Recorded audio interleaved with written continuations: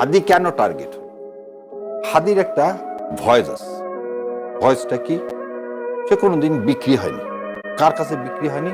ভারতীয় আধিপত্যবাদের কাছে।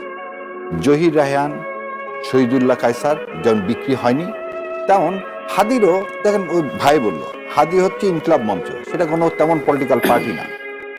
একটা ছেলে দুইজনকে নিয়ে প্রতিদিন লিফলেট বিলি করে, সে কোনো তার কোনো সেরকম কি বলবো আন্ডারগ্রাউন্ড পলিটিক্যাল পার্টি নাই, তার সে ফোর্স নাই, কিছু নাই, সে কারো জীবনের জন্য হামলা স্বরূপ তা না, সে চাইলেই কালকে একটা সরকার ফেলে দিবে তাও না। তাহলে আপনি ওনাকে কেন অ্যাটাক করেন? কারণ উনি যে ক্ষুরধার বক্তব্য দিয়ে ভারতীয় আধিপত্যবাদের বিরুদ্ধে যে অবস্থান নিয়েছে, সে অবস্থান নেওয়াটাই হচ্ছে তার কি একমাত্র গুনাহ।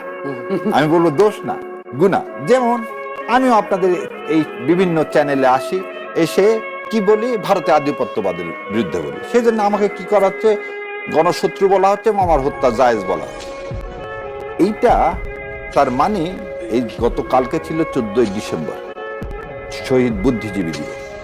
এই বুদ্ধিজীবীদেরকে যে কারণে হত্যা করছিল সেদিন ভারত, আজকে একই কারণে আমাকে, হাদিকে, ফারুক ভাইকে, আপনাকে, যারা ভারতীয় আধিপত্যবাদের বিরুদ্ধে বলবো তাদেরকে কি করা হবে? হত্যা করা হবে। যেন এ দেশটা কোনোভাবেই ভারতের কলোনির বাইরে যে একটা স্বয়ংসম্পূর্ণ স্বাধীন রাষ্ট্র হিসেবে, আমরা আপনি বললেন না 16ই ডিসেম্বর আমাদের মূল লক্ষ্যটা কি ছিল? পাকিস্তান আধিপত্যবাদ থেকে আমরা মুক্ত হব, মুক্ত হয়ে আমরা একটা স্বাধীন দেশে বসবাস করব গর্বের সাথে।